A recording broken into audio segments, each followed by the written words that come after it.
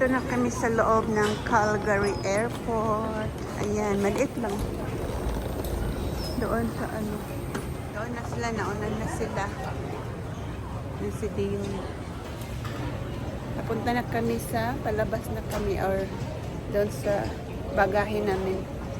Tapos yung isang pamangkin ko, nauna na siya kanina, ibang flight siya.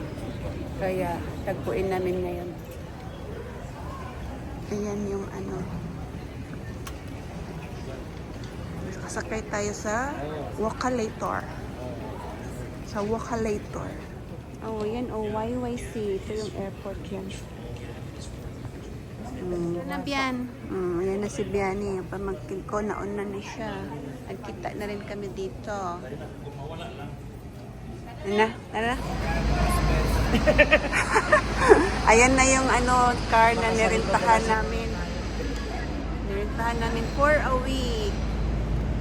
Pinoy man siguro siya. In-check di ay.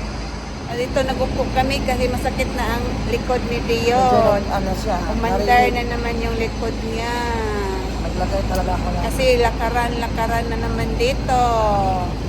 Kaya ayun. Pero na makita mo ka ni Biani. Ayan, ito na nandito na kami sa Calgary. Nasa sasakyan na kami, Alberta. Yung driver. So, ang driver nasa yung si Biani. My beautiful niece. Saka si Bradix.